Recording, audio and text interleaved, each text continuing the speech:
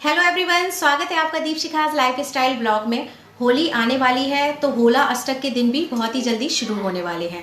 जब भी होली होती है, जिस दिन होलिका दहन होता है, उसके पहले के जो 8 दिन होते हैं, जो 8 तिथि होती हैं, वही होती हैं होला अष्टक, जो कि शास्त्रों के अनुसार इसमें जितने भी शुभ काम हैं वो वर्जित होते हैं, क्योंकि ये 8 दिन जो होते हैं वो बहुत ही अशुभ माने जाते हैं। जो 8 ग्रह हैं, इनकी जो स्थिति होती है ना, ये बिल्कुल भी उत्तम नहीं होती है। तो ये आपके जीवन में, सभी के जीवन में क्या है, प्रभाव ऐसा डाल देते हैं कि परेशानियां उत्पन्न हो जाती हैं। तो कौन से काम हैं जो नहीं करने चाहिए और कौन से काम हैं जो जरूर करने चाहिए इन 8 दिनों में, वो मैं आपको बताने वाली हूँ। उससे पहले कुछ बोलना चाहूंगी, अगर वीडियो आपको अच्छी लगती है, यूजफुल लगती है, तो लाइक कर देना, साथ में चैनल को भी सब्सक्राइब कर देना, जिससे कि आगे आने वाली वीडियोस को भी आप देख सकें।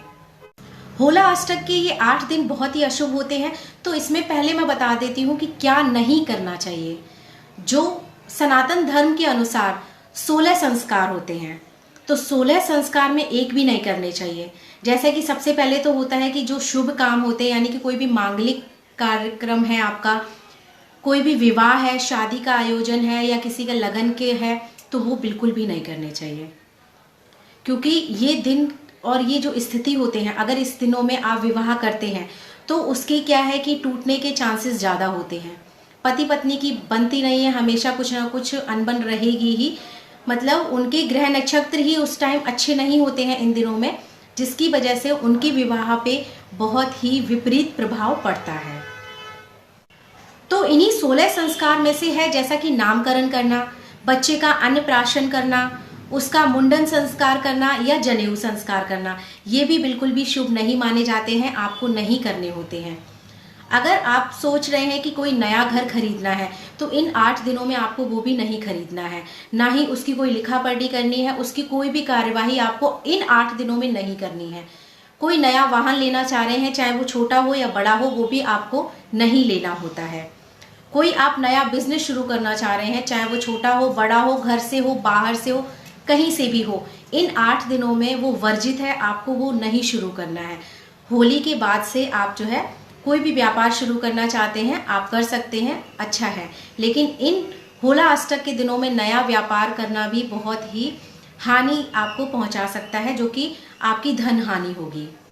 और अगर आप पहले से घर खरीद चुके हैं और सोच रहे हैं उसका इनॉग्रेशन करने के लिए कि आप उसमें गृह प्रवेश करना चाहते हैं, तो वो भी इन 8 दिनों में आपको नहीं करना है, थोड़ा सा रुक के ही करना है, क्योंकि वो भी आपका शुभ नहीं होगा। और कोई भी अच्छे काम के लिए आपको कहीं यात्रा करनी पड़ रही है, जाना पड़ रहा है, तो रुक जाइए। आप इन 8 दिनों के लिए उसमें भी मत जाइए, क्योंकि आप कोई भी शुभ काम करने जाएंगे, जो 8 ग्रह हैं वो अपनी स्थिति में नहीं होंगे, आप कुछ करने जाएंगे, उसका परिणाम कुछ हो जाएगा। वो कौन कौन से 8 ग्रह हैं, जिनका परिणाम क्या हो सकता है, वो मैं आपको अपनी दूसरी वीडियो में बता दूंगी, क्योंकि नहीं तो फिर ये एक ही वीडियो बहुत ही लंबी हो जाएगी। दूसरी वीडियो में आपको मैं बताऊंगी कि वो कौन से 8 ग्रह हैं और उनका क्या क्या इस पे प्रभाव होता है। अब मैं बताती हूँ कि क्या क्या करना चाहिए, क्योंकि इन 8 दिनों में कुछ काम ऐसे होते हैं जो बहुत ही फलदायक होते हैं।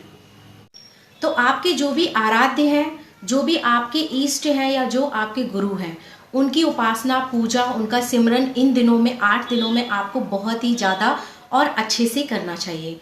अगर आप व्रत, उपवास, पूजा ज़्यादा करते हैं, तो इन 8 दिनों में अगर आप करते हैं ना, तो उसका जो पुण्य होता है, वो फल होता है और दिनों से अधिक आपको प्राप्त होता है। और करना ये चाहिए कि अगर कोई ज़रूरतमंद है, किसी को कोई ज़रूरत है कपड़े की, खाने की, तो आप उसको वो दान दे दीजिए। इन 8 दिनों में दिया हुआ दान आपको पूरे साल का पुण्य जो है प्राप्त करवाता है, क्योंकि ये 8 दिन जो अशुभ होते हैं, इसमें ही किए गए ये अच्छे काम आपके पूरे साल को जो है सुकून भरा रखते हैं, फलदायक रखते हैं।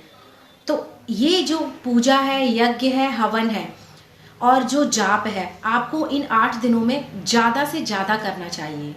सुबह सुबह तो हम सभी ही सूर्य देव को जल जो है अर्पण करते हैं, लेकिन इन 8 दिनों में आपको सूर्य के साथ साथ चंद्रमा को भी अर्घ देना चाहिए, क्योंकि ये 2 ग्रह भी बहुत ज़्यादा प्रभावित रहते हैं, इनकी स्थिति बिल्कुल भी अच्छी नहीं होती है।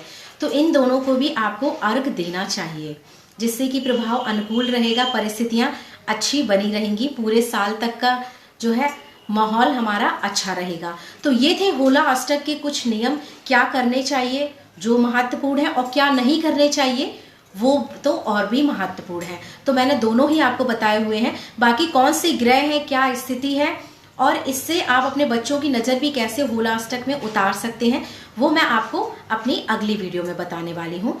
तो जल्दी ही मिलते हैं नई वीडियो में। Thank you so much. अगर आपको अच्छी लगी हो तो जय माता दी लिखिएगा और इन दिनों में ओम नमः शिवाय या जो भी अपने शंकर भगवान के मंत्र हैं उनका जाप अवश्य करें।